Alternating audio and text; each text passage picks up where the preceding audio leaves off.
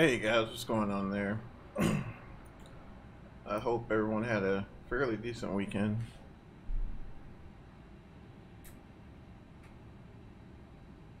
Oh man, it's been raining like for like the past week in Dallas, so there's been absolutely no motivation to do anything like at all. So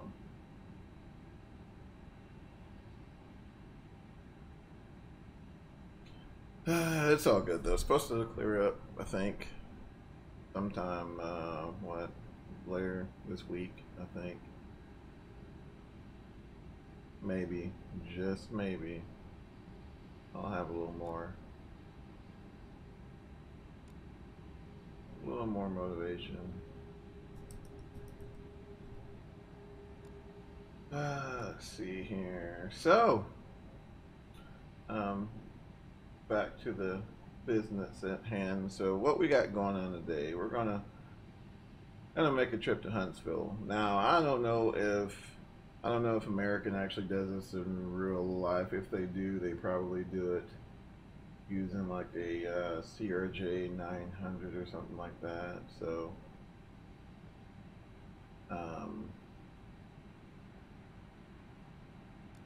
can't really tell you on the validity of our trip, but nevertheless, being that it's a sim, we're gonna go ahead and do it because I mean we can. So that's what we got going on today. Just gotta get my, as usual, get our old flight plan set up here. It is a little rainy at the DFW, so kind of off and on all day. Flights are being delayed like 45 minutes. It's actually been kind of wild. We've been getting a lot of convective action, a lot of storms. It really just hasn't been like a like a nice gray rain or anything like that. No, it's been storms. I noticed that they were able to get a few flights out, but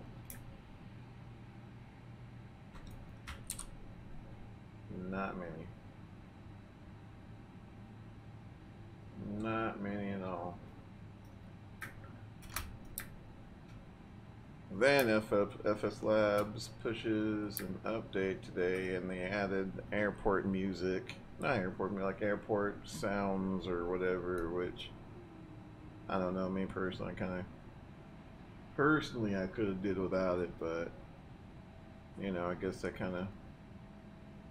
that adds a level of immersion. Possibly. I don't know. Don't know. Yeah, I think we're gonna be. I think it's like 120.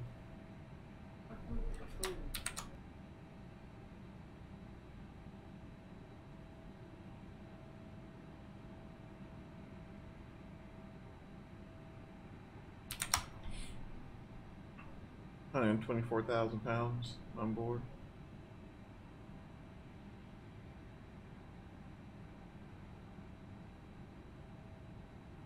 Let's see. Yep, 124. Fuel 15.5. I guess it rounds up to 6. Let's see here. Let's go ahead and get the ATIS real quick.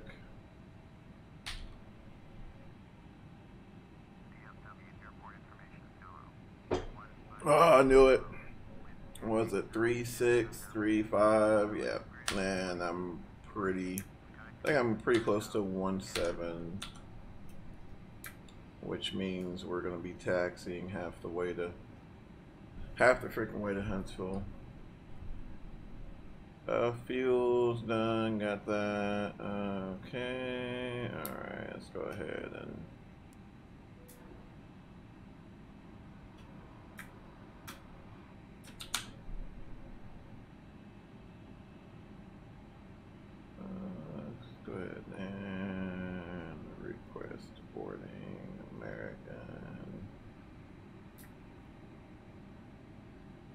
No, what's going on, man?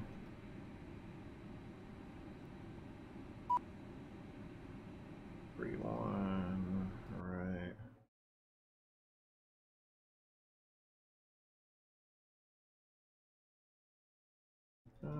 Let's see, 3-5 left.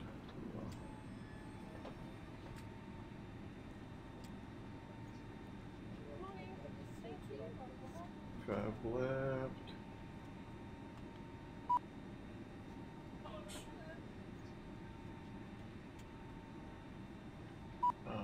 FORCK. God bless it, dude. Like,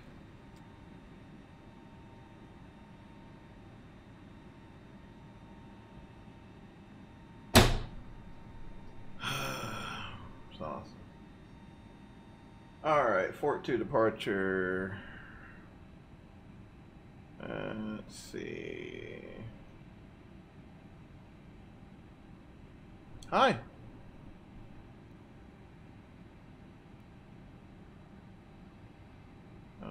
That's weird. Me. Guess it didn't have a transition. Distance 999. That's not right. That's not right at all.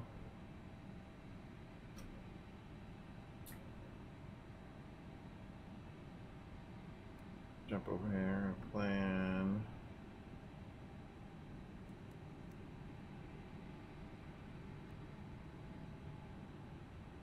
ELD'd it. Yeah. You need help with FMC?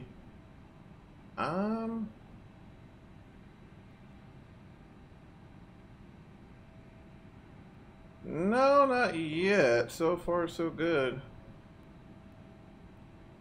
El Dorado is one that's a little weird. For whatever reason, when you import a flight plan via SimBrief or Performance Flight Planner X, sometimes it picks this one, which is like 7,731 miles away. So needless to say, that's a bit off. You just got to go in there and clear it.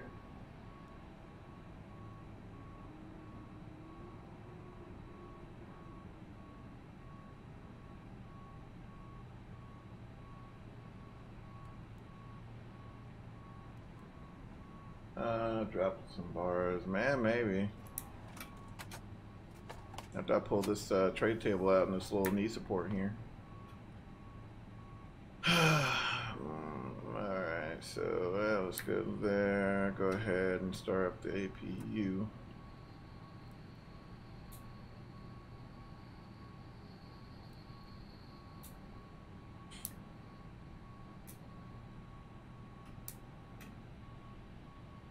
Formats won't be doing a flex takeoff, so we have flaps 1.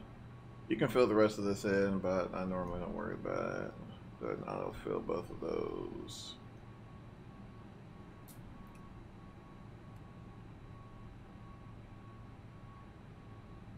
Oh, and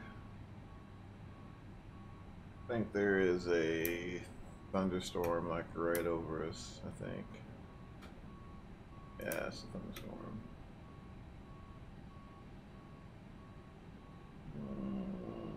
Okay. I was initially going to do a single engine taxi for this one, but we're probably just go ahead and fire up both engines. Wait for this guy to fire up there. So APU's online.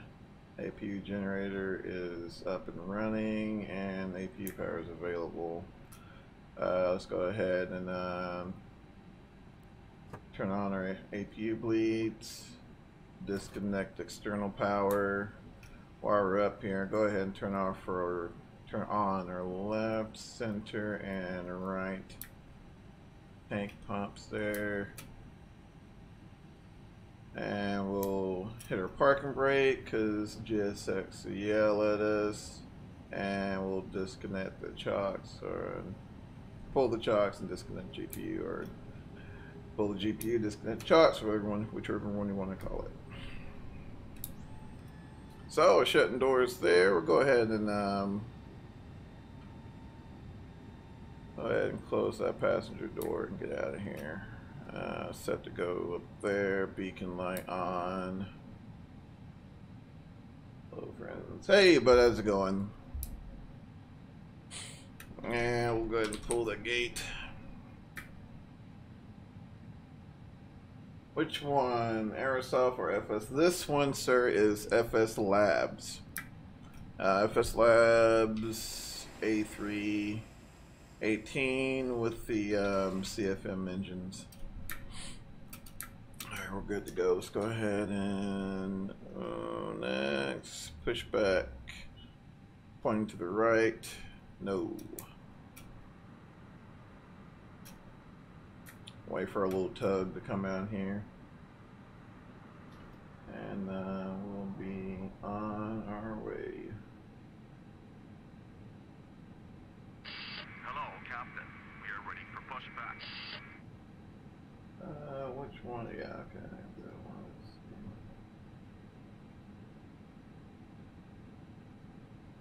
I know the first few streams I was text real quick. Yeah, the first couple of streams of this thing I was using I had set reconfigured my stick for right-handed operation and kind of tried my hand at the right seat, which I mean it worked out pretty good, but hey Buzz, going in. Alright, parking brakes released. Commencing push. All engines clear. Start that wheel. I'm making it, friend. What about yourself? Alright, we'll flip this guy to ignition and start. Sure we got good air pressure there. And verify we are clear on the right. And watch your N2 there. You like P3D or explain more?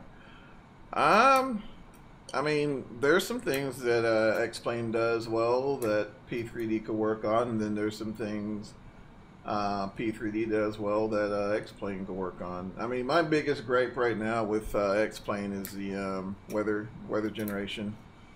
Once they get that lined out, I mean, I don't see why I wouldn't be using P3D just as much. I mean, X-Plane just as much as I do P3D. All right, looks like I've got number 2 on mine there. Sure, clear on the left, and go ahead and start that left engine.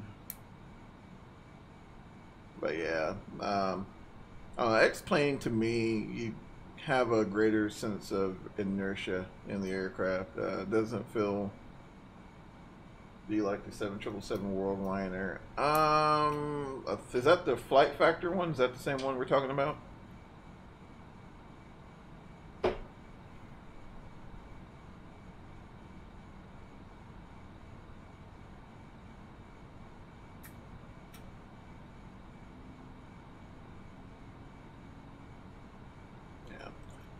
It's pretty good. I haven't heard any real bad things about it. I mean, I don't know. I normally don't.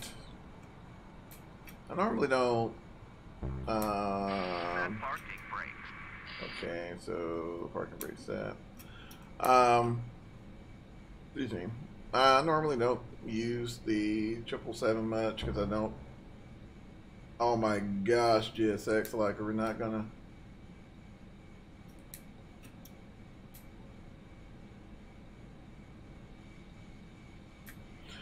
But yeah, I normally don't use the 777 much because I don't do a lot of long haul. So I know for me, like, it's one of those things. Like, if I would get it, I would probably hardly ever use it. I mean, what I think Japan is the only country that really uses the 777 in like the high density configuration for short hauls, which is, you know, would be the only reason I would purchase it. So, but I mean, for the most part, I mean, it's been out for a couple of years now, and good night. It's been out for a couple of years now, and I mean, I hadn't heard any gripes about it. Left is clear. Right is Yep, clear. sure did. Yeah, I almost thought it was I almost thought it was a joke because I seen it on Facebook, but then 18. Wow, that's crazy.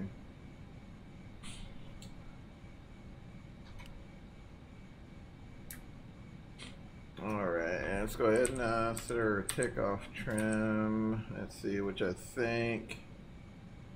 Go back to our initialization. If I can talk, the initialization page 27.5.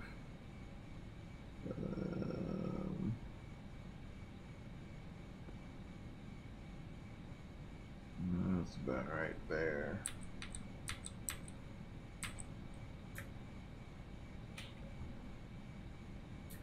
Alright, flight director is on.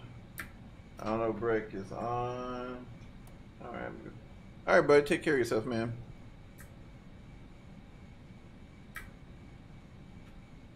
Alright.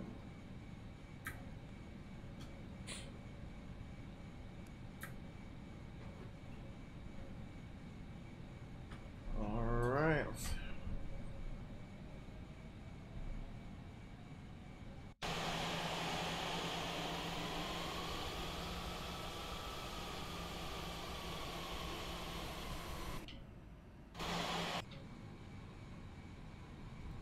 Try to head out of here.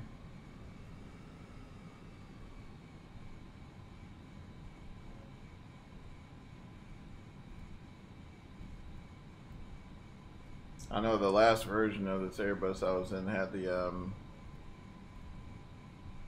IAE engines, and so I'm used to like not even applying any thrust at all, and it just naturally started rolling.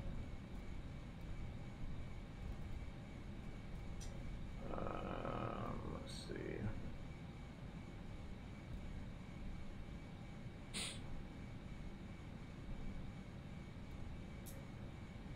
Zoom out a little bit.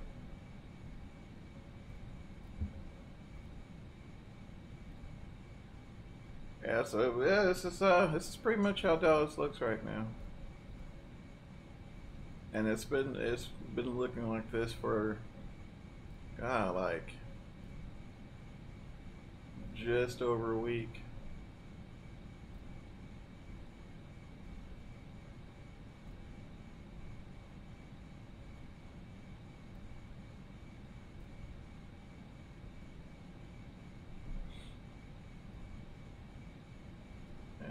Bump the throttle a little bit and let her, which normally we'd want to monitor ground speed here while we're taxiing. So I don't know the speed limit at DFW then, but I know at most airports it's like 25 knots, but for me 25 knots in this, it gets a little squirrely, so I try to stay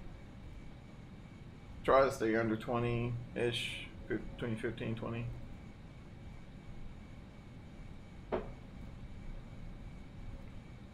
No, man, I wish I had some sugar cookies. I think my wife made some oatmeal or something for the house, but man, I gotta stay away from them. I'm getting huge.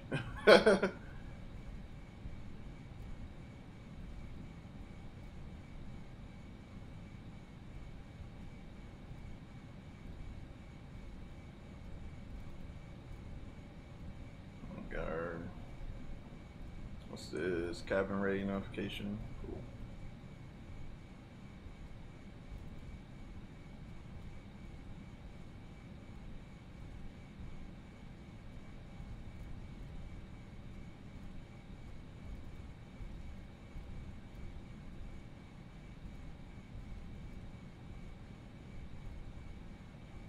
Let's see here. Ease on the brakes. Around 22, And keeping in mind, this is at idle, and I think we're sitting around 124,000 pounds. So, kind of give you an idea of the amount of power these things are producing at idle. You kind of have to watch it. You know, it stay around like 20-ish.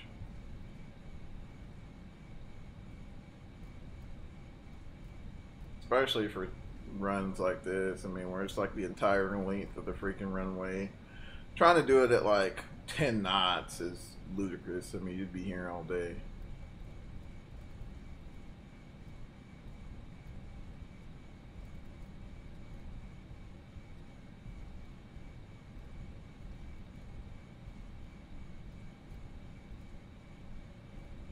Insane.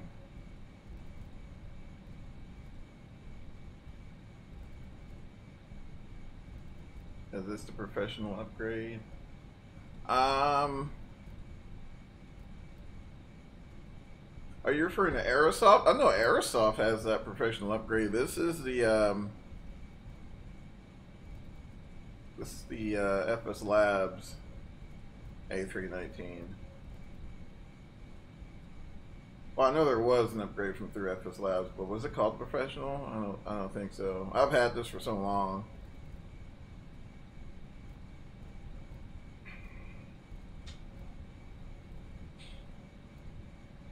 But no, sir, this isn't the one through Aerosoft. This is actually FSLabs.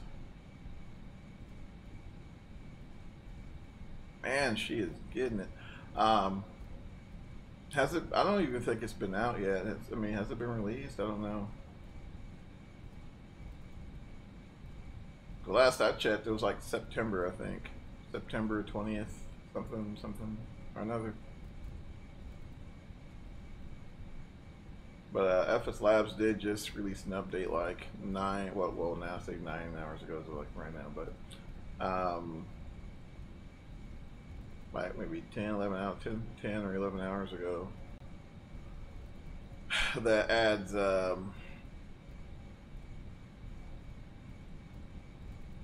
man, she wants to go. Stop. 2015 here we go. Good night. And in case you're wondering, 10 knots for under 10 knots for a 90-degree turn in the Airbus.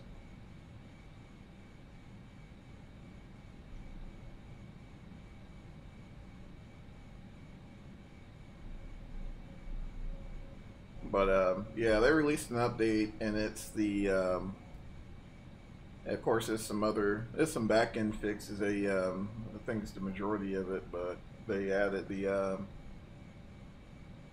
some external sounds or something, some airport sounds, which me personally I could have did without, but I mean it's nothing like, I mean nothing ridiculously annoying, but it's like, you know, you hear like a aircraft starting up and you're like, well, okay. I mean, let's see here, takeoff config should be good to go. All right, get our spoilers armed, that's good. Everything up here is good. Could be released on the 10th. Oh, awesome. Let's see, we're gonna assume we got clearance from ATC. All that there's good.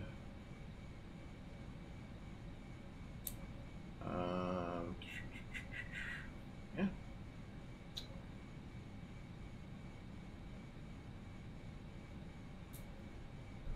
So we'll go ahead and take the active there.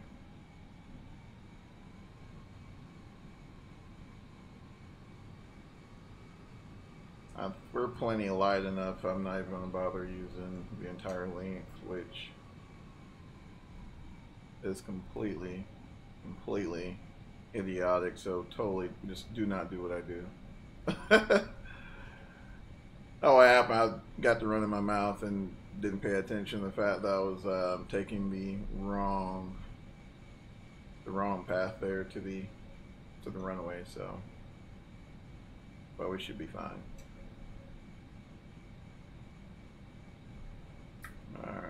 myself adjusted here. That's good. Alright, let's see if we can not jack this up.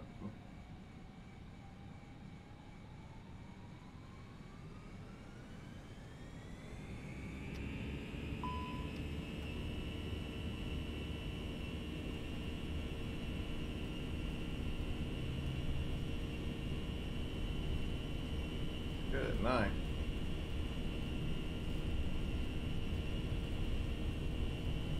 Alright, she's just going to go wherever the heck she's going to go this morning.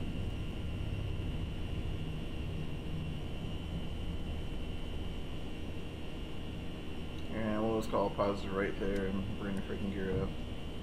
Good grief.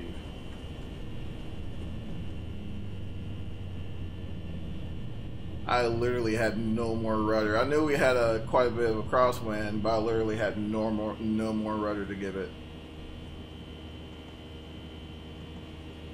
I was fresh out of rudder.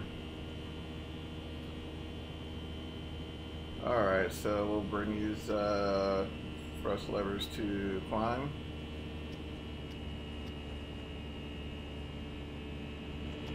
And of course if your throttle set sucks like mine, you'll get the little asymmetric thrust warning or whatever.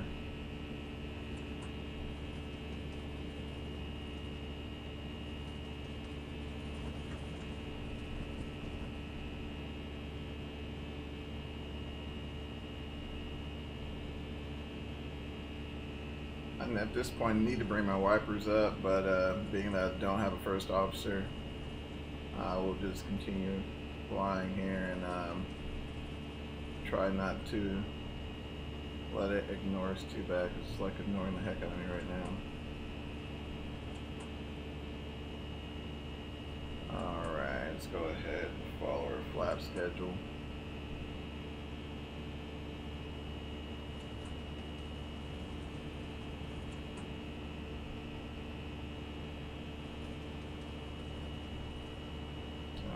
Looks like that speed's coming up there. Yeah, I think we got a little bit of time there to bring that guy up real quick.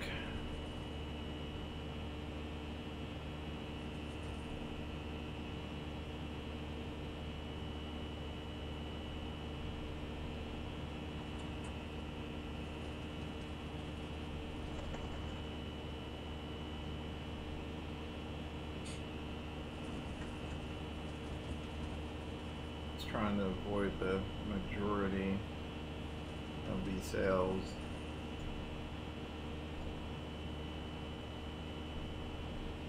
Well, if you look at it on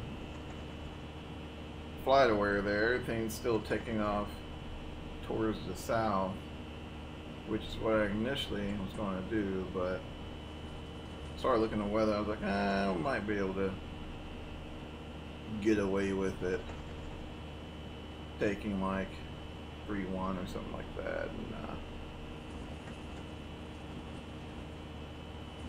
that was not going to happen today.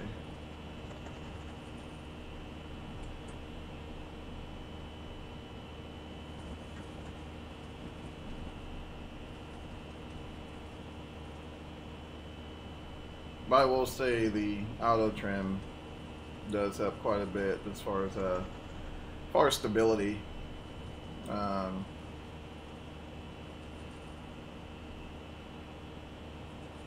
Under normal law,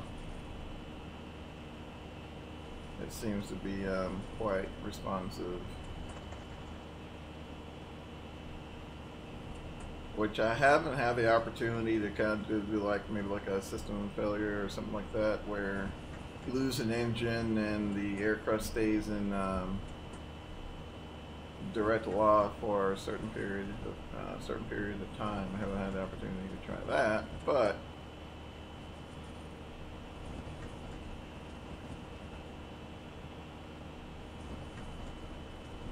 I've been told the difference isn't too bad.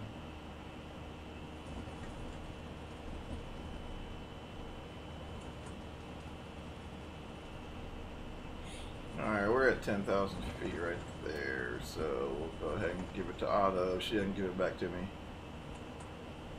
Keep my hands here pretty close to the controls. But I have found that if the turbulence gets really bad, it'll disconnect. So let's go ahead and retract the landing lights. If I could get to them.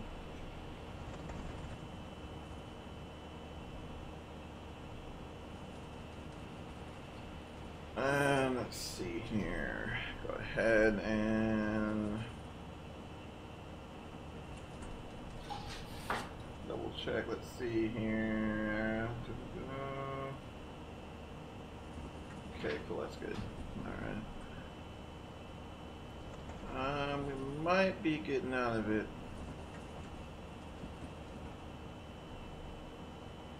Yeah, looks like everything's off to our left. Back. Welcome back, sir. Just got the PMDG. Heck yeah, marvelous airplane. Marvelous. I got it for FXX. I haven't purchased it for P3D yet, which I do plan to. It's just I've been kind of waiting for the 747-800 8 series to come out, but I may go ahead and get it because I don't know, I could be wrong, but PMDG, they're pretty stingy on their upgrades, so I doubt we get an upgrade for the cheap. I say that and then I don't do it, and it's like a 70% discount or something crazy. Alright, looks like we're coming out, what, 14,000? Well, yeah, 14,000. Cruising altitude is going to be flight level 370, 37,000 feet. And I did a cost index of like 75 because I really didn't want to spend all night. My first flight is wow. You know, I used to do those quite often, like those long 8-9 hour flights, real time. I mean, I used to do those quite a bit, but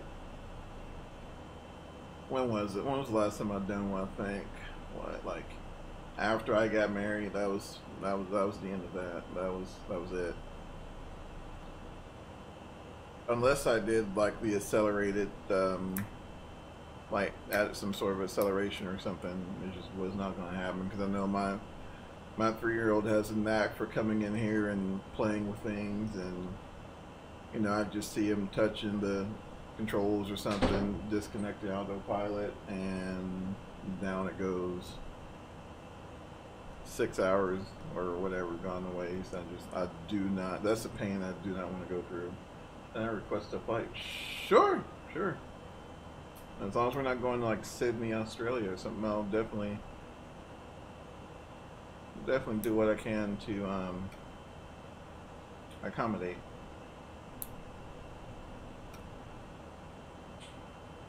Oh man, let's see here. In case you guys are needing some additional assistance, Clack's the FSL. Oh yeah, that's not bad. Yeah, we can do that. Probably won't be tonight, but yeah, we can definitely do that. Transition altitude. Okay, so we have passed transition altitude, so we'll go ahead and set 299.2 in the altimeter. But yeah, I found a website. I think it's what, AirbusDriver.net, and it's kind of like the unofficial tomorrow. Actually, I got an appointment tomorrow, so I might not be able to make it. But it'll definitely be before this weekend ish. Yeah, before this weekend. Hey, but how's it going? But yeah, airbusdriver.net, and I found this like notes, little training notes or whatever, and it had some pretty good information regarding the operation, the nuances of the A319, 320, and 321. So, excuse me, if you guys get the opportunity, dive through there. Pretty much everything. I can't speak on FSLabs Airbus, but pretty much everything's applicable. If not, do it next weekend because I have school in 2 days. Ah, gotcha. Well, worst comes to worst, pretty much everything is recorded. Well, I think everything is recorded, so if I miss you, it'll should be on my channel. I say that and then something happens and then record. But yeah, I should record. Should, but next weekend. Yeah, we'll definitely see what we can do there, bud. Appreciate the request. So, but yeah, so I think it's like for, I don't know, kind of like the backdoor training area for actual Airbus drivers, but it does have a lot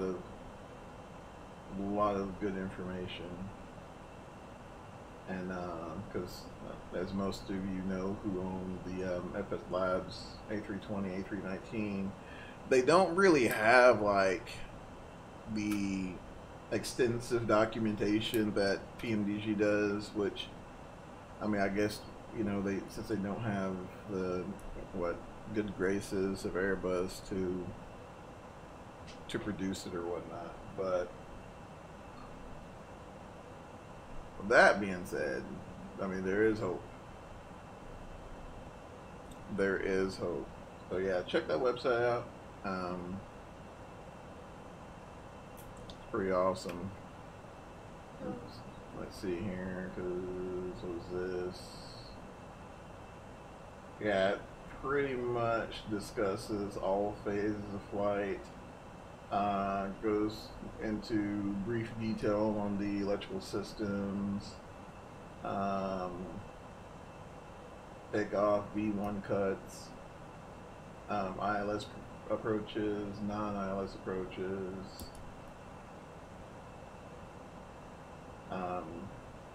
medical diversions, if that's your thing. Do you do VATS in flight? Not often on a stream. Like it's been a while since I've done one. But I've been tempted to test out Pilot Edge because what was that?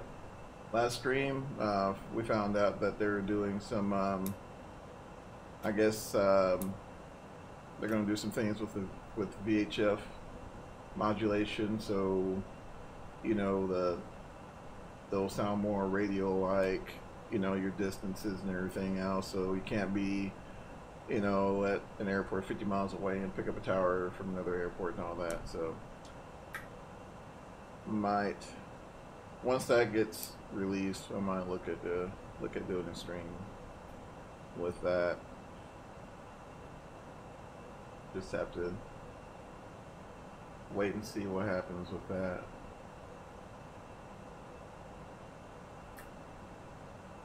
Let's see here, make sure. I mean, I'll be honest with you, as far as like operating, I mean, the Airbus, it's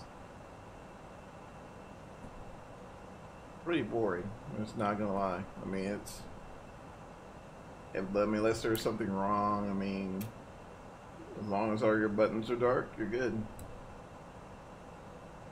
I mean, that's the ideology behind Airbus aircraft and the way they've done things for years, and I think a lot of other aircraft manufacturers are adopting the same methodology. I mean, it works.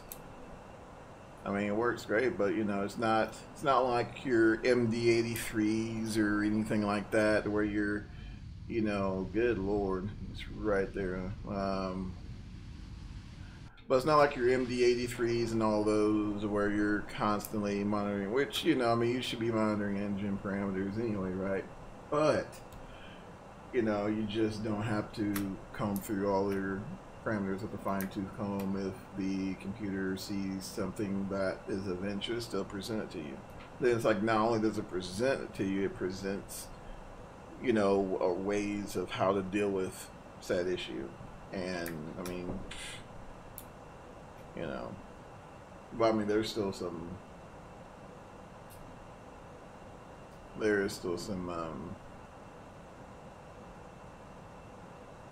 manual intervention involved, so it's not completely automatic. So yeah, we got 2 sails there, so might get a little closer, and then we'll probably divert around that just a little bit. We're coming out of what, 27,000 feet for 37,000.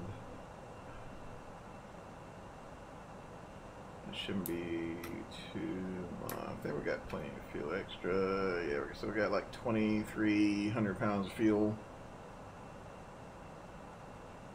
And what, 2,200 pounds for alternate. I didn't pad a reserve. It's like, yeah. Still have a pretty good bed, so that's what we'll do. We'll go ahead and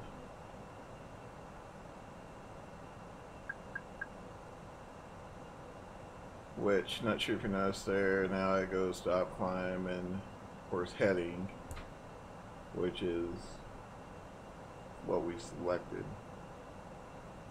But according to, let's go back here and look. I'm kind of curious. Flight system, let's see here.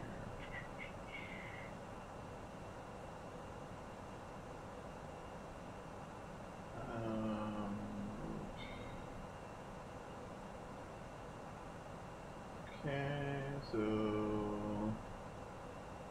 alright, so right now it's set to open climb.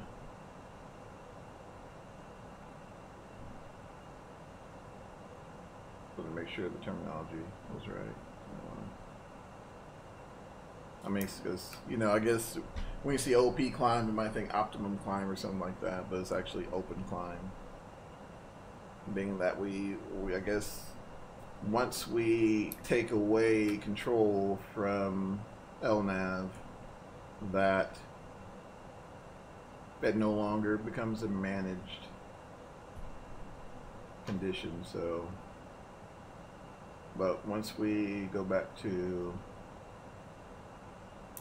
our lateral navigation there and continue our flight plan, then it should go back to a managed climb.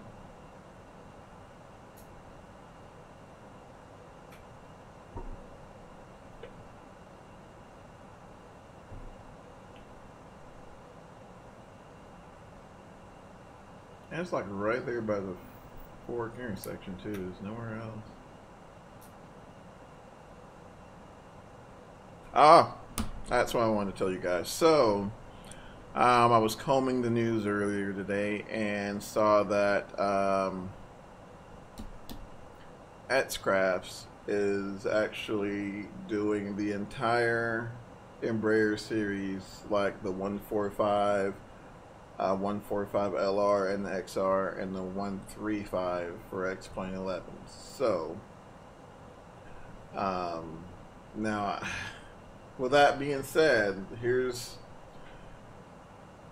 the deal with AKRacing. They make amazing models. Like their modelings are great.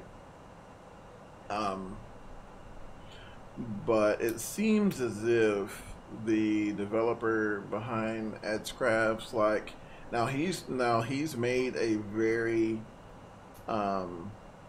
well done FMS, but it's not the actual true. I think when Embraer uses like the Honeywell FMS suite that you would be familiar with from like Field Air's Embraer series and others. So I don't want to say to expect that, but just don't be surprised if you'll have beefed up version of the generic X-Plane flight management system. Just saying. I mean, that's doesn't mean it's going to be trash, but I just wanted, you know, you guys know up front that, you know, unless this guy picks up another, which I hope he picks up somebody who's just like a mad scientist at the on the avionics side and can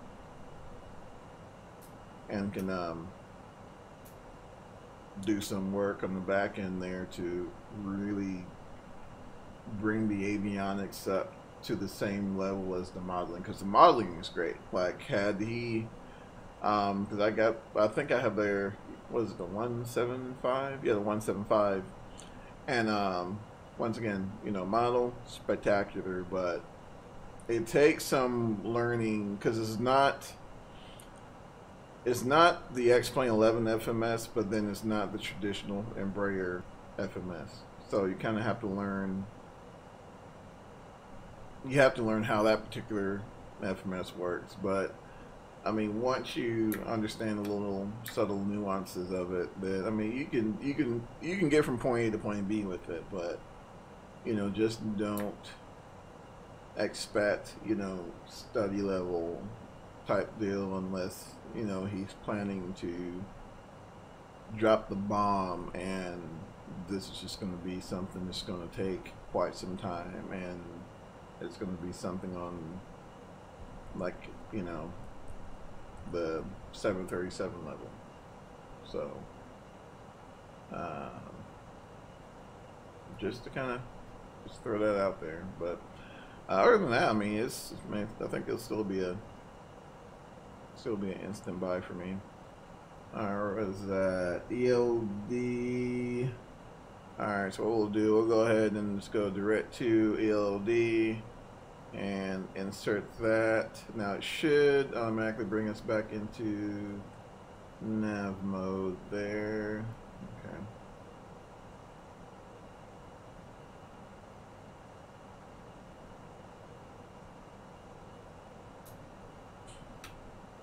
So back into nav mode. I'm pretty close to hitting our altitude of 37,000 feet.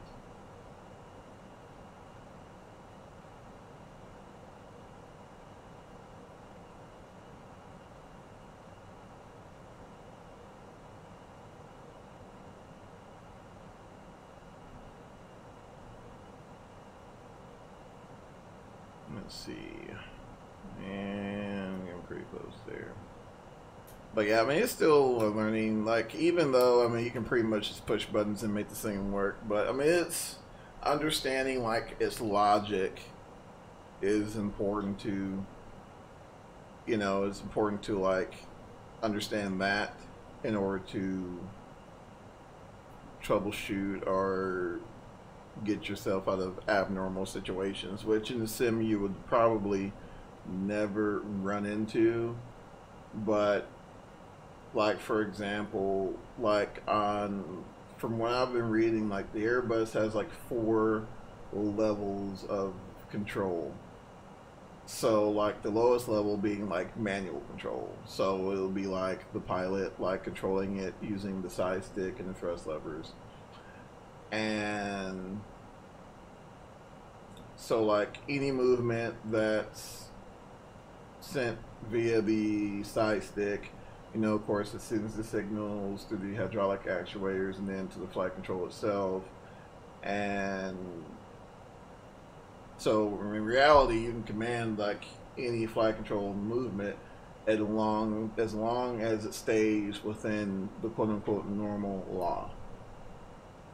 So, and the same thing applies to the thrust as well, right? So you can manually control the thrust levers and any thrust level that stays within the normal engine operating conditions, you can do. So that's kind of that whole normal law, direct law type deal.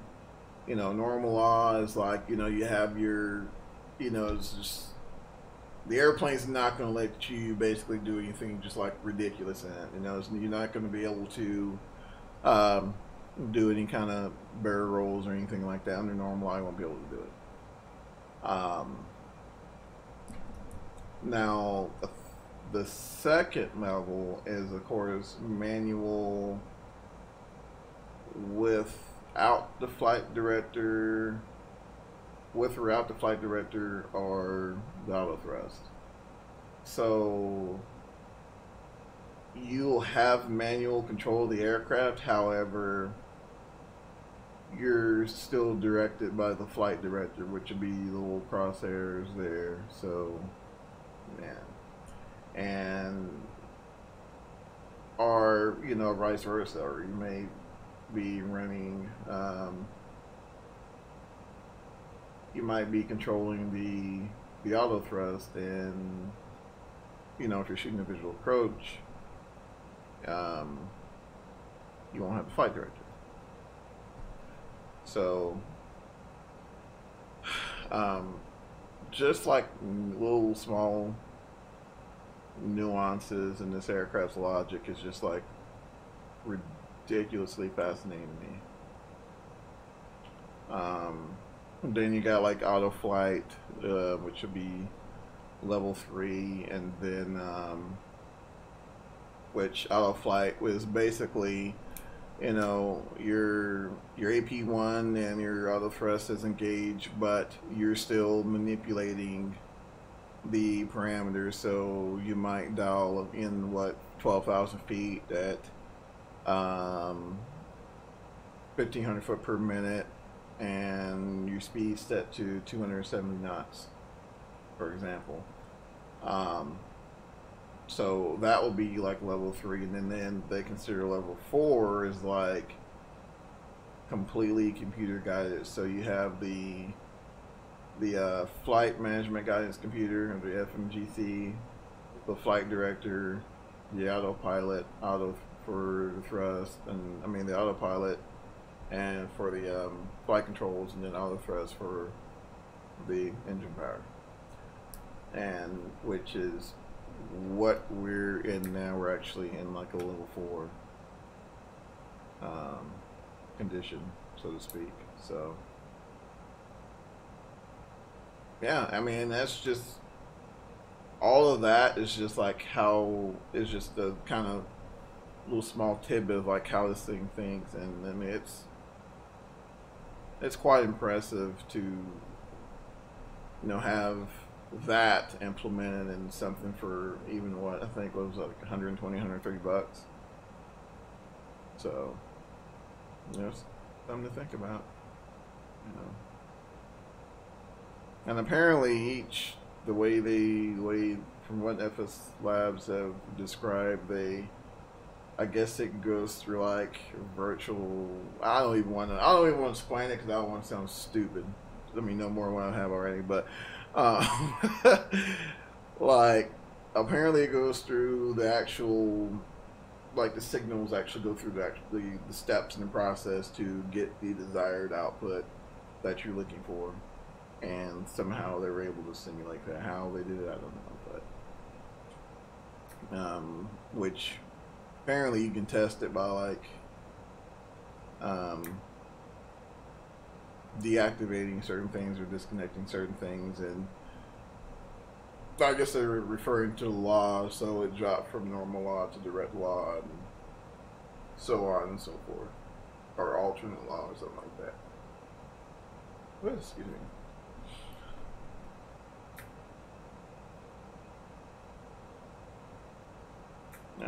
Should be about cleared up, so we'll go ahead and turn off our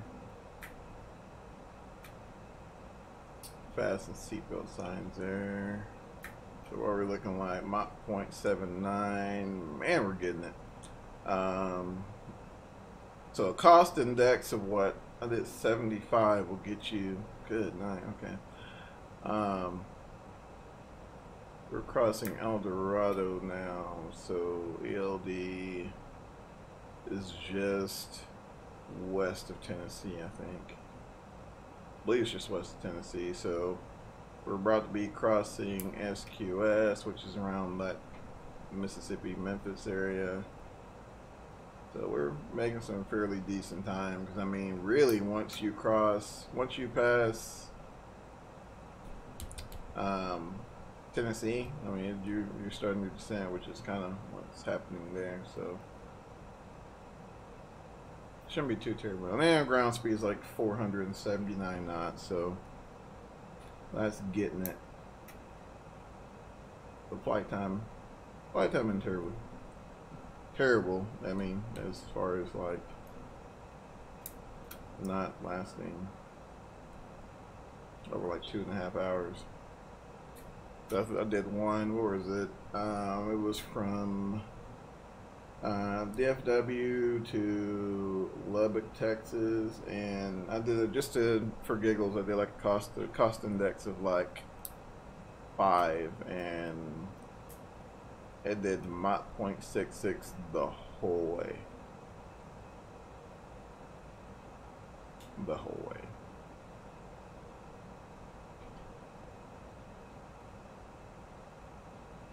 So yeah, it took a little while.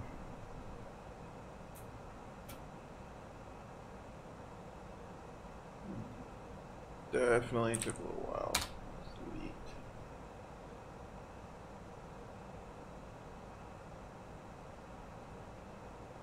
Oh, and another thing. If you guys or anyone that you know have purchased the Majestic Q400 through the Flight Sim store, you might want to check on that, because apparently there's been some issues. But I think what Majestic is doing, I think they're honoring the purchase of the Q400 at their store or something like that, or whatever. So I mean, you won't be completely screwed on it, but I'm definitely want to look into it, especially if like you don't have a copy of it or something like that. Make sure you snag you a copy before, it almost seems as if Flight Sim store is going to be like sued or shut down or something. I don't know, because they've had a lot of problems with them lately. I think I bought like some scenery from them at one point, and that was all I got from them.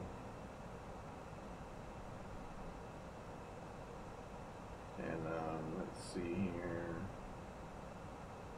So yeah, they dropped the 727 professional edition from FlyJSim on X-Plane. Definitely check that out. It's really all that's been going on. I think it's like version 3 or something like that. I don't know, since all the carriers in the United States have officially like dropped the 727, it's kind of hard to justify getting another one. And then what was it, Flight Cool Sky, I think they finally are releasing an update for their DC-9. Yeah, their DC-9. So those of you who, I guess, you know, just have to fly a DC-9 and the MD-83 won't do, then, you know, there you go. Which was kind of interesting, because someone was like, a DC-9 and then an MD-80 is not the same thing. I mean, it might not be the same thing, but it's pretty freaking close.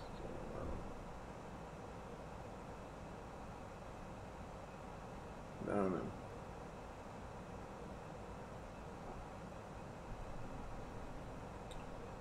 Let's see.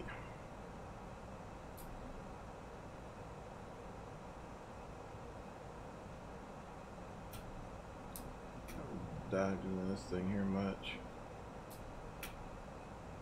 So, which I'm assuming this is your default cruise page here. So shows all the pertinence, fuel used, vibration on your number 1 and number 2 compressor. All your temperatures in the cabin, bleeds, so pneumatic system. Let's see here. That's pretty cool. Pressurization. Okay, so we're just weird. Hydraulics. Green, blue, yellow.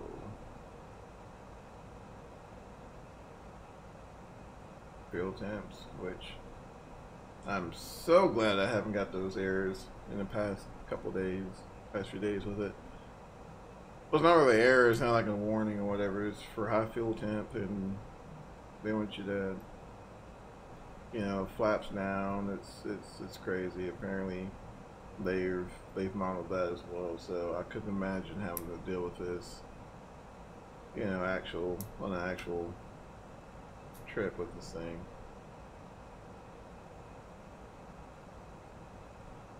SQS, DCU.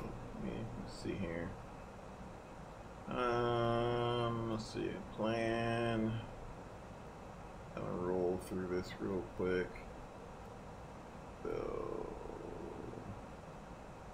DCU. Well, we can just pull the weather for Huntsville and see what's going on there now.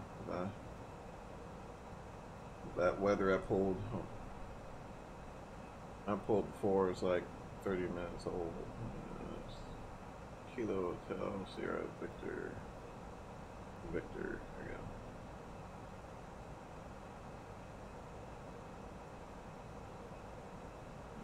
And we'll wait. Company message.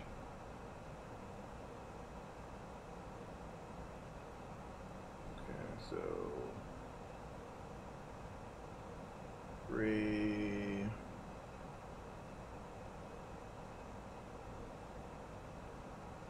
Alright, so I'm a favor. Alright, so winds be coming out of the northwest, like 7 knots. Well, yeah, we can do 3-6 left. Hopefully, no, it's one that wants to do via DCU, but that's like if you're getting vector, that would not vector you for DCU. Tell you what we'll do. We'll go ahead and we'll undo it.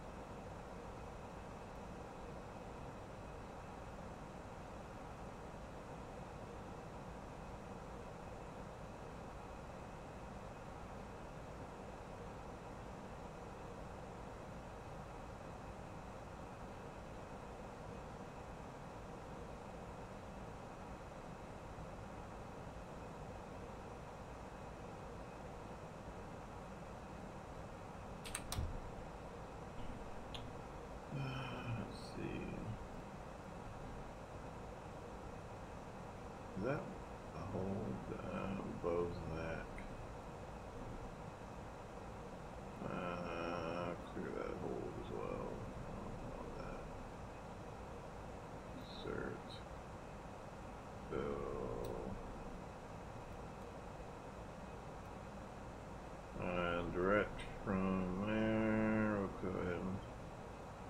discontinuity. Clear this discontinuity. Let's see. Yep.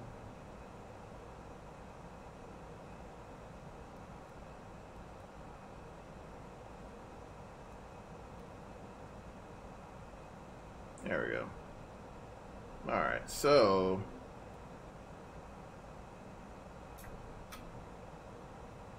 we'll cross El Dorado. Well, our coastal road across, yeah, no problem. So SQS, and then we'll start our descent, and then Bozak, initial approach fix, straight to Huntsville.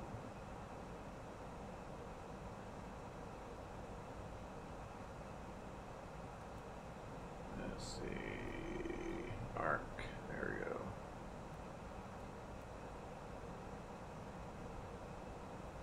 That.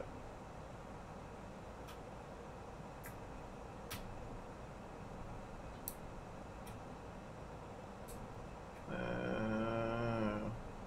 little rain here and there.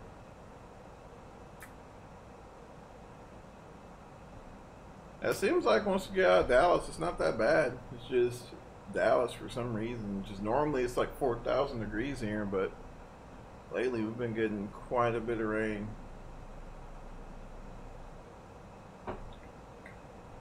Quite a bit of rain. I know I was watching a flight on FlightAware, and it was from Lubbock to Dallas, and they shot south like it seemed like all the way to College Station, and then finally made their turn to the northwest, and then kind of northeast a little bit just to get around the weather. That had to have been which, I mean, it was like in a 170, so I'm sure the flight wasn't that bad, but I mean, there's been times where I've been on them and you're in like a 200, CRJ 200 or something, and you're just freaking miserable, just god awful, or even worse, you know, like a Saab.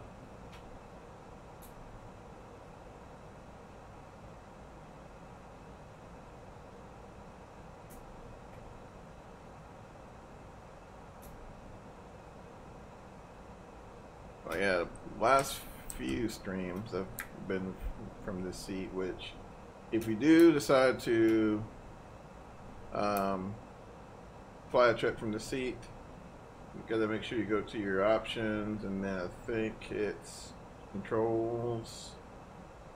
No, hold on, let's see, which one is it? Oh, here we go, seat selection, and then Captain FO, and then just pick FO,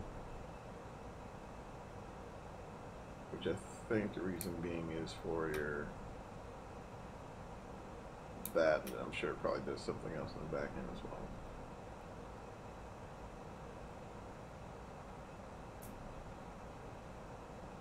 I mean, there's really no difference. It's kind of like your center line is kind of like right around that area there. So, I mean, as long as you keep your center line like right around this little area, I mean, you're, as far as your taxiing, you won't be off. And which, I mean, they do have a tiller on both sides as well. So, I mean, I'm sure it's probably not unheard of.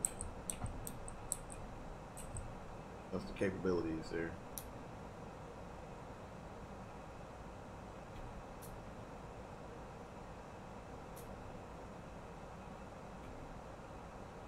Oh, excuse me.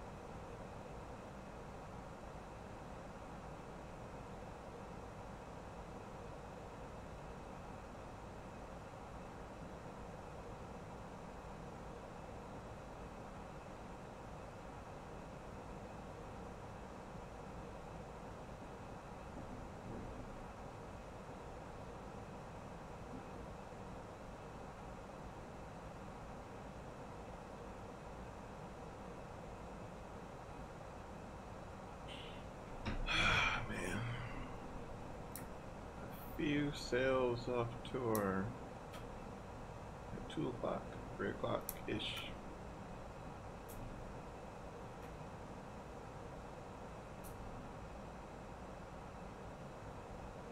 I might be hitting a little weather, but I don't know. It says, let's see here, let's go back and look. Right now it should be good at least.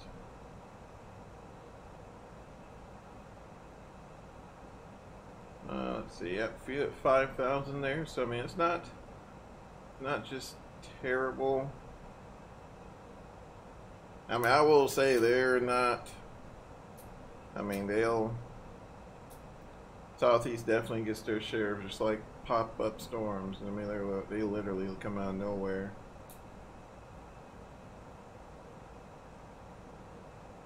Definitely wouldn't surprise me, but I think we'll be fine.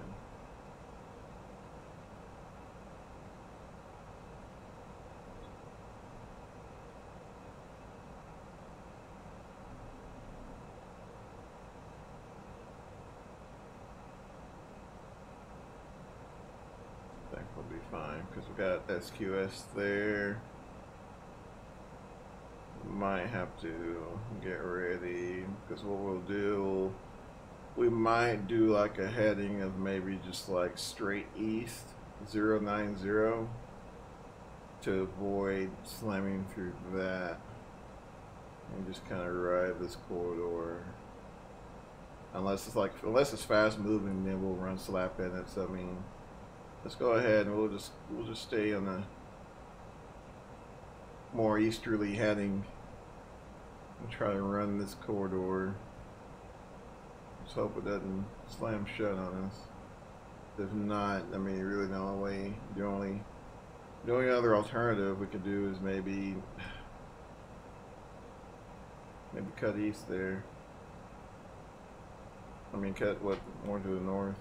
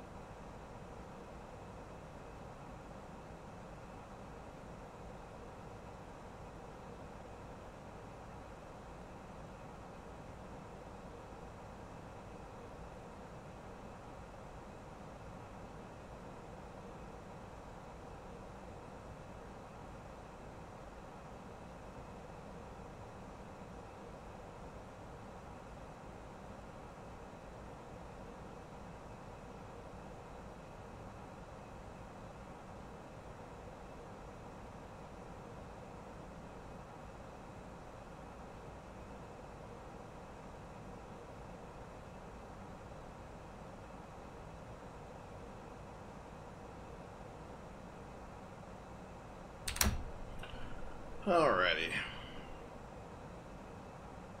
Babysitting and streaming is awesome.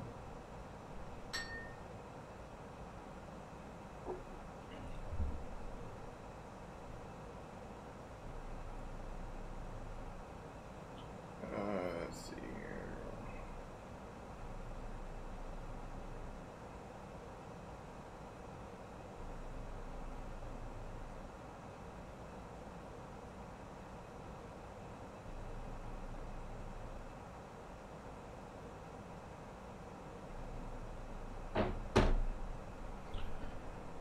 Yeah, so once we clear this, we should be able to make a left turn there and get back on track. It just didn't want to go through that. I mean, it doesn't look. We might have been able to kind of go over it. But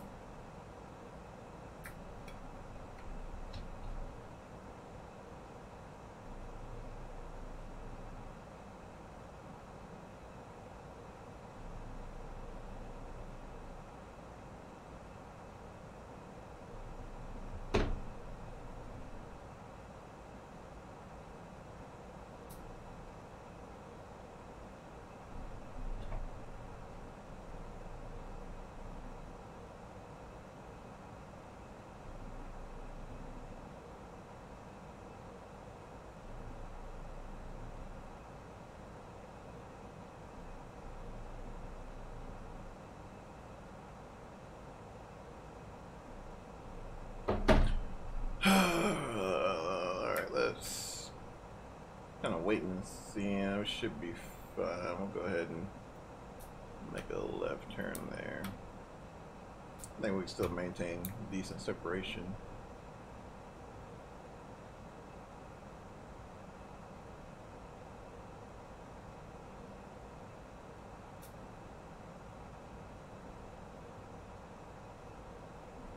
Stream's only 1 hour and 18 minutes, about an hour. That's not bad.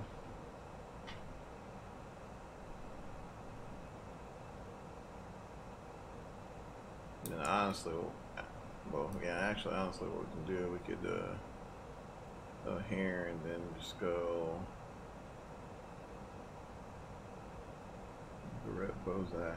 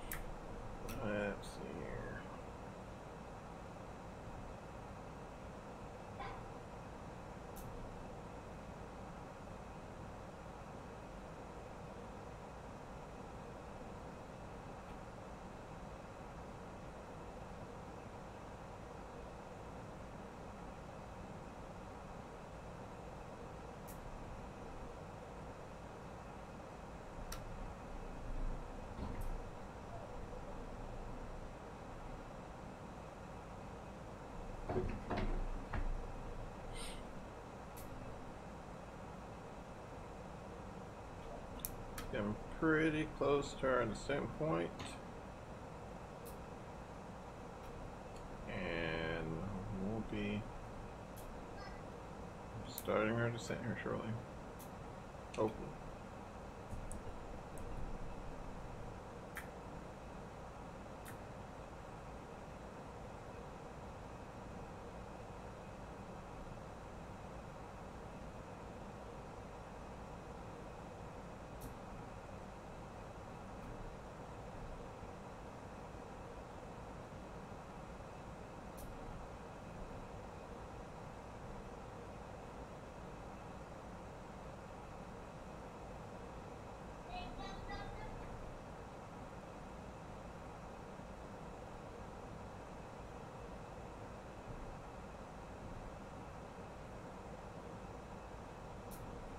We'll go ahead and let's see FOZAC 3030. So we'll just do, we'll go ahead and do 3100. There we go.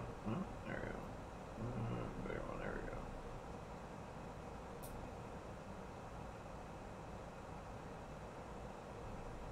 We'll do 3100 for right now and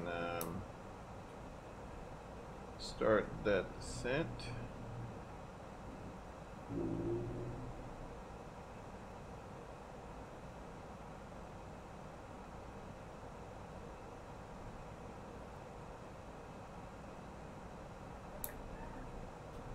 Over here, 2256 was one we had the last weather reports. We'll weather request, resend it. 2316. Message. Receive messages. 2316. 310 at 5. Okay, so yeah, it'll be good.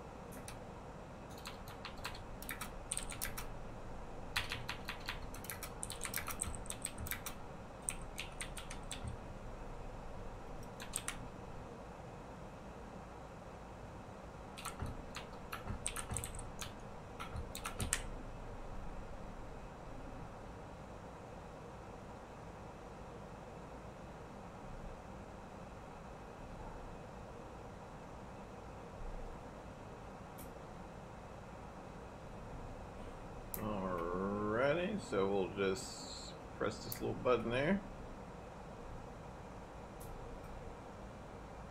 So your auto thrust is set to idle and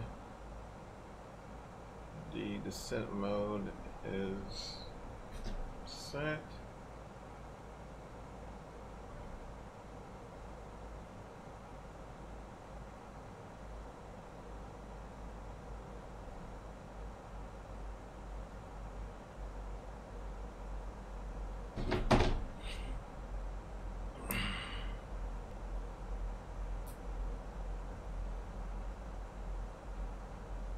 And while we're doing that, let's go ahead and press my ILS button there, little push button, double check and make sure this matches up with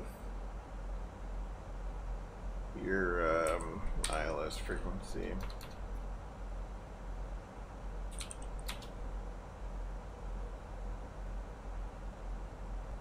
It's awesome. Website here, airnav.com. Here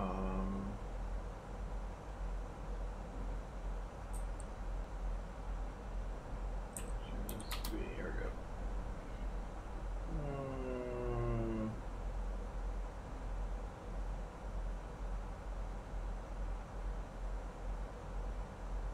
So 1 0. Oh, that's right. Left. 0.5. Yeah. Cool.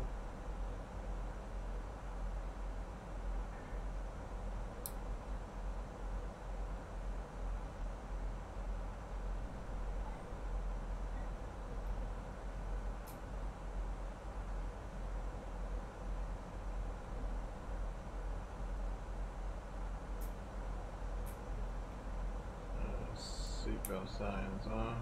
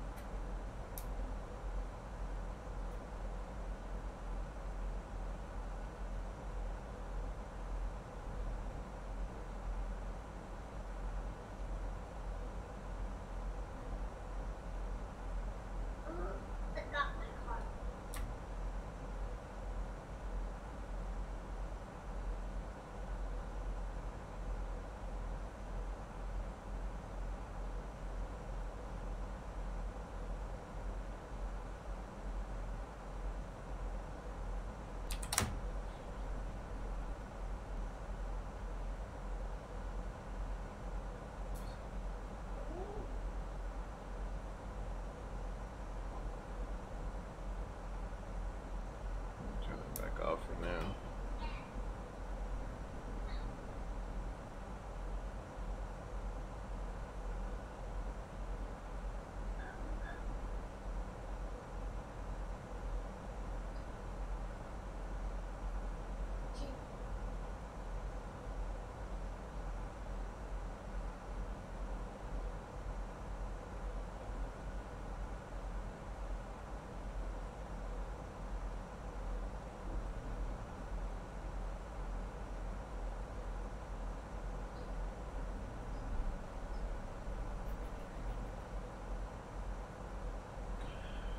Alright, I'm at 24,000 feet. So we'll probably do a Cat 1 approach with the ILS. And so we'll get slowed up here to a buck 80 once we reach the terminal area. Buck 80 flaps 2. And it should give us a flexible config to make some adjustments if we need to make them. And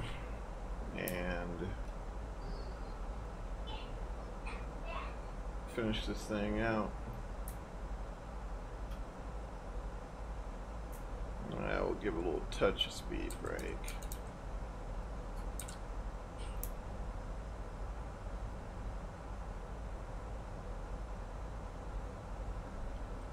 Alright, I'll get out of it right there.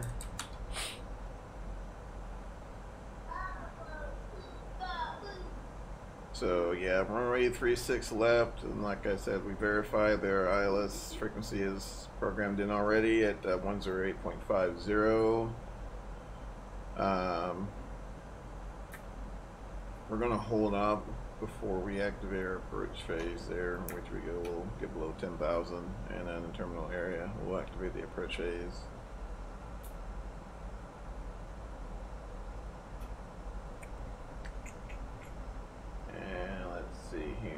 Approach course is 005, which we saw that in there as well. Let's see. A15, MSA 3700. Okay. Alright, so we're below 18,000 feet there. Press that magic button. Guard near Q and H.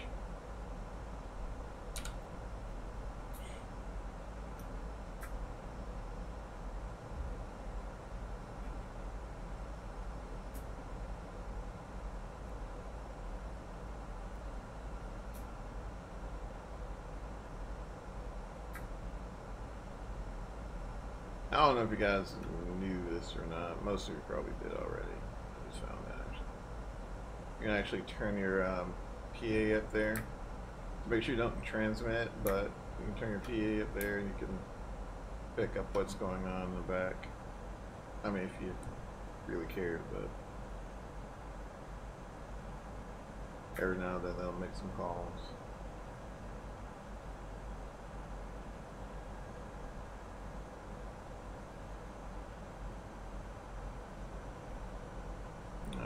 Bump, give it a little speed break. Verify. A little more. There we go.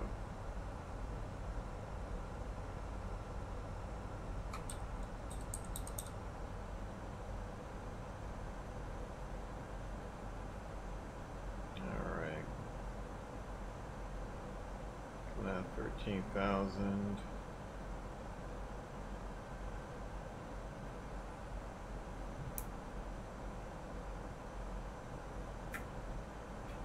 Those sounds were on, yeah, it's on.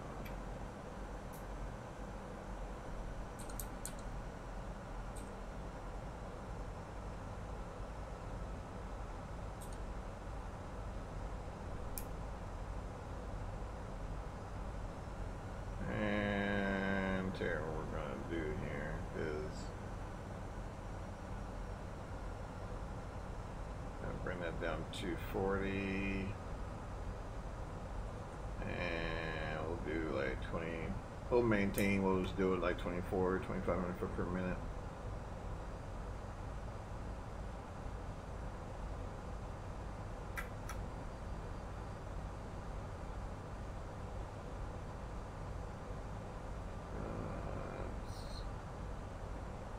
Bleed up some more airspeed and get below.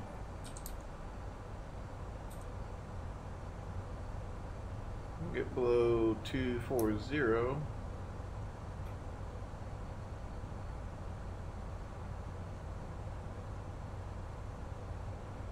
Thank you, sir, for the subscription. I appreciate that. Very much appreciate that.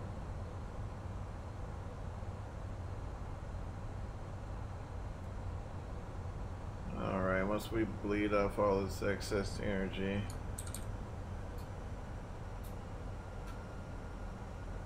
we'll go ahead and continue our descent.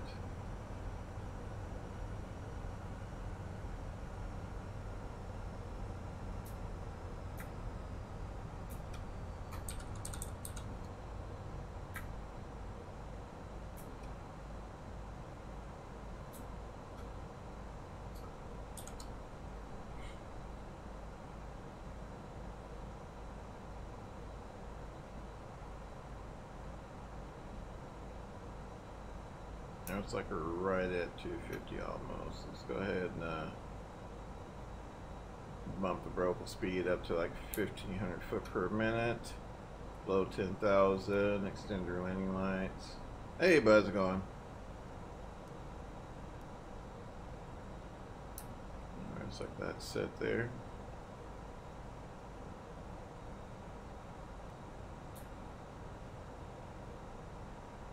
And what we're about 18 miles up. Alright, so what we'll go ahead and do, we'll go ahead and activate that approach phase. And we'll enter our weather data we pulled earlier. I believe it's within, yeah, like just over 15 minutes, but it should be good. What was it, 3000. Temperature 32. Let's see, winds 3010 at 05. And station altitude, things like 812. There we go.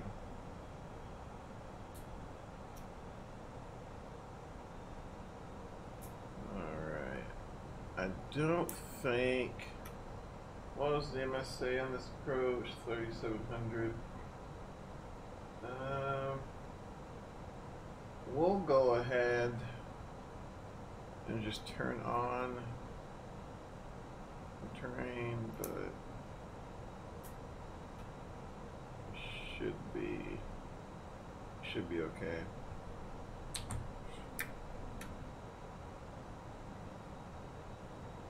And we'll bump her up to about 12. We'll come up to about 1,200 foot per minute.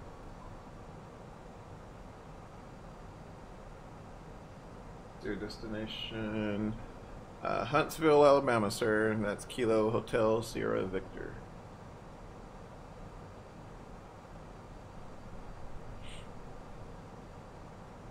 Okay. All right. Looks like everything is set. So where we're at here. Probably not gonna. We might pick it up. Go see. Yeah, we'll pick it up there, and then if you want to ident it, you can move this there. I think it's snap on. Bring the volume up there. Marker beacons up.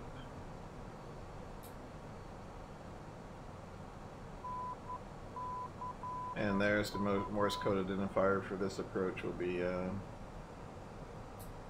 for the ILS we'll be using, and we'll just turn that guy off there.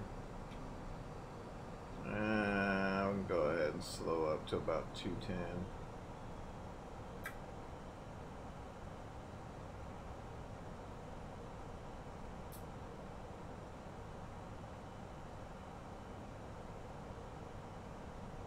Like I said, what, Bozak 3100?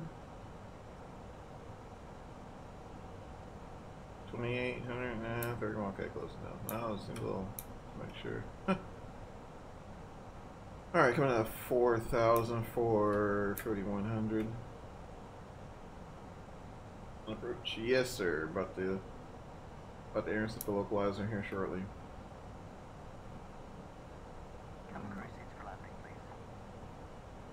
Alright, so we'll go ahead and bring this guy down to $180.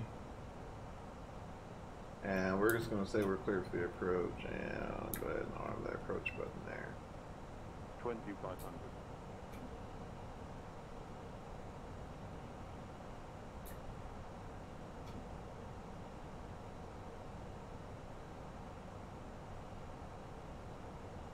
Alright, looks like we've intercepted the localizer.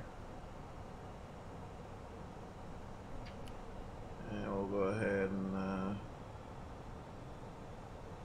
go with flaps 1. Once we get lined out a little bit, we'll go ahead and bring in flaps 2.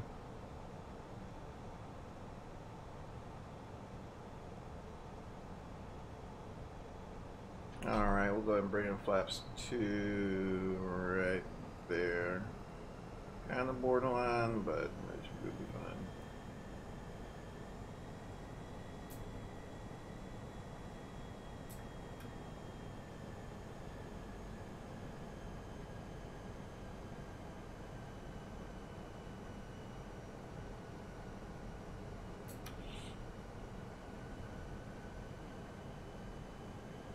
Normally what I like to do is like right about this point, about 1.5, I'll go ahead and bring my gear down.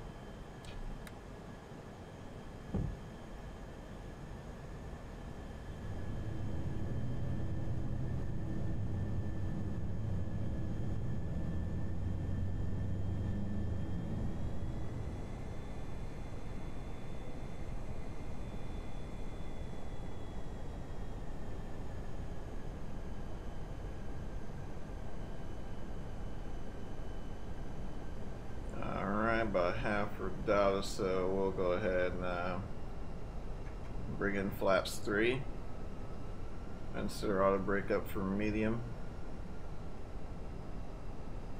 and spoilers armed. There we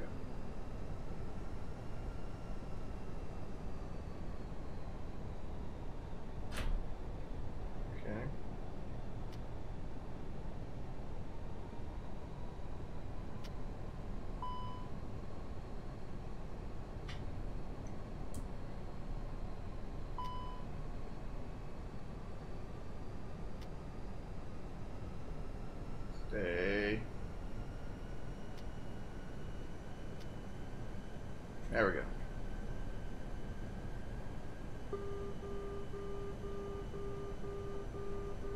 end of flight.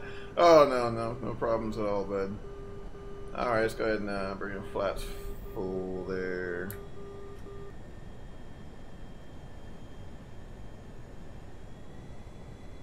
And we'll get her lined out about $130.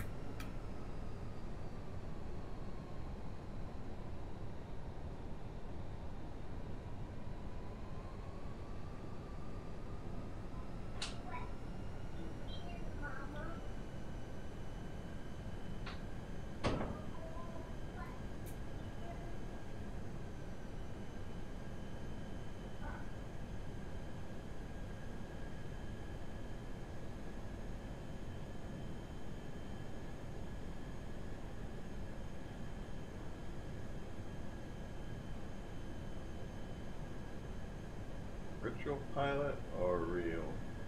Let's see.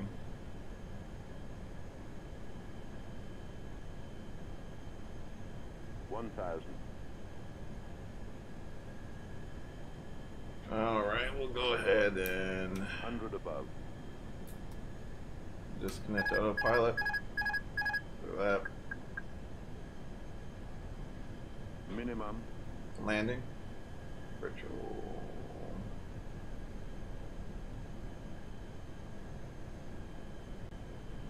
I unfortunately have no experience in Airbus, but I left the commercial world a while back, like 2009. So it's been a while. 500.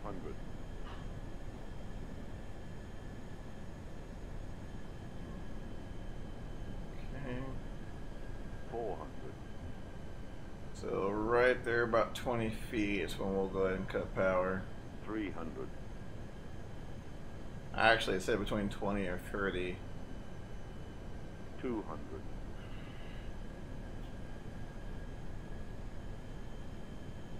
100. 50. Okay. 40. 30. 20. Retard. Retard. 5. Right.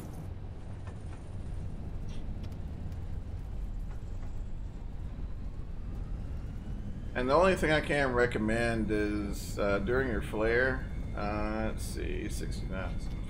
During the flare, just do everything you can not to drop the nose, because the nose will want to drop. So just try to hold that flare in there just all the way till your mains hit, and you'll be fine. Otherwise, I mean, you want a firm landing, but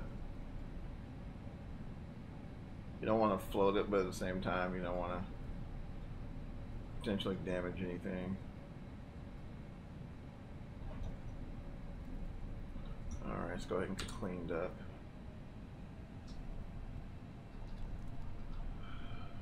It's like the hardest part, trying to do all this. Ladies and gentlemen, the cabin crew will shortly be leaving their seats to perform safety-related duties. However, we ask that you remain seated until the fasten seatbelt sign has been switched off. Portable electronic devices for messaging. Let's see. As far as the brakes, medium. I mean, it's kind of use your best judgment. But they do recommend anything over 250. Go ahead and hit the brake fans. But apparently, anything under 250, you're honestly doing more harm than good. So. On behalf of the captain and the crew, Just something to kind of, keep in mind smooth. Oh, thank you, sir.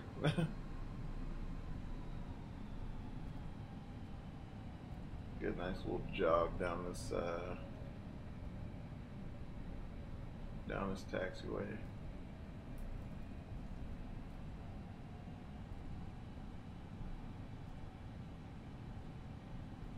And of course, you know, kind of watching your, keep an eye on your brake temps.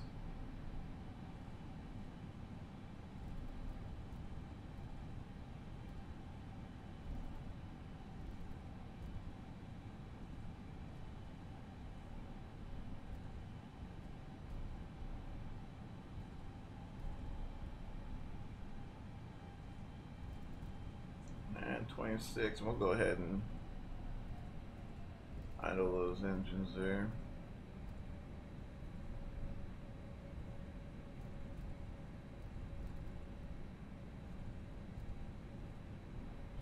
And if you got a free hand, what do you think about X-Plane? Honestly, I mean, there's some things that X-Plane does well that P3D could improve on, like I said before, and then there's some things that P3D could work on, and you know, X-Plane does well. So, I mean, I would say if one could afford to, I would just recommend having both. I mean, really, for me, the only thing I kind of have a quarrel with, as far as X-Plane is concerned, is the weather generation. Once they get that ironed out, which I think Active Sky should be doing so here soon. Once they get that ironed out, I mean, it'll definitely be up there without a shadow of a doubt. I mean, it'll be a very, very viable sim.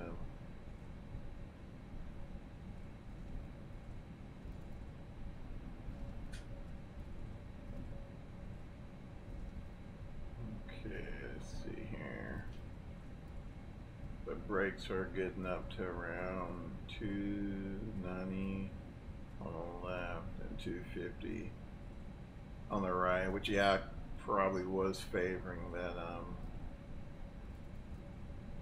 as I was taxiing. I think my left brake actuates a little quicker than my right, so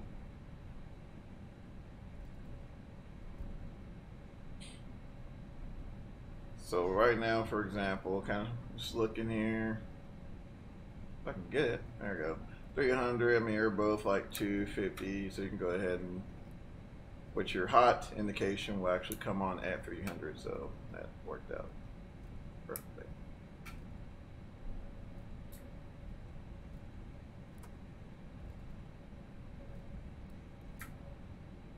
Alrighty.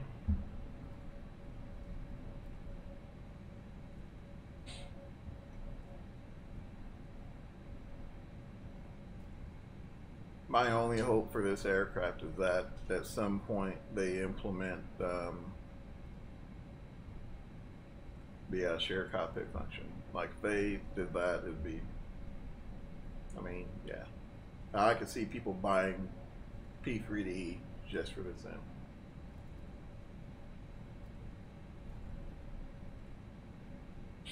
And we can go ahead and actually turn that off as well. That's about right. Let's see, we'll go ahead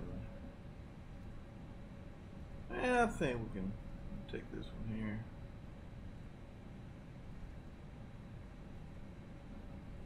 Or not, no, that one doesn't have a,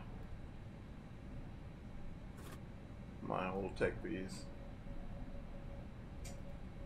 We'll take this one up here.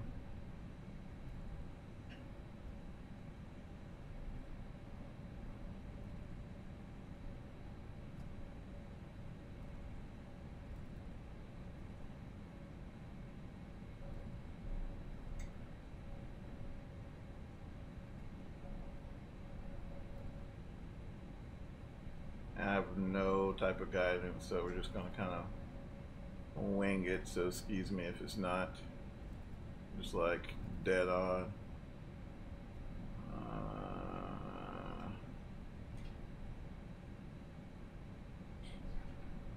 Alright, so we're a little warm, so I'm not going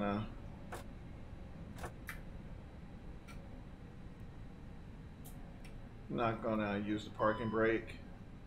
We'll just get the wheels chalked up, and that'll be it. And options there, external controls, chocks, GPU. Take some of the load off the APU there. And will the gate work? Yep, the gate will work. And that's it. That is it. We have successfully made it to Huntsville, and with the exception of some mildly warm brakes, I mean, I'd say it was a fairly decent flight. So, ladies and gentlemen, I really do appreciate it. I didn't even notice it, but I just hit when's the next flight. I don't know. I got an appointment tomorrow. Actually, next couple of days, I'll be kind of out of pocket.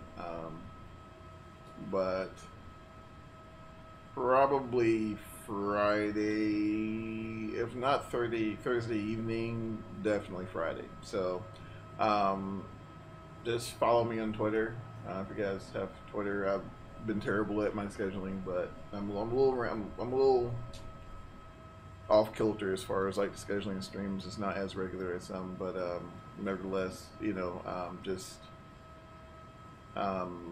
definitely Thursday. Like I said, if not Friday, we'll try to get some more content now for you guys. So. I just saw like I hit 80 subscribers, so like I appreciate it. That means a lot. Definitely means a lot. So yeah, you guys have a great rest of your night, and we'll see you then.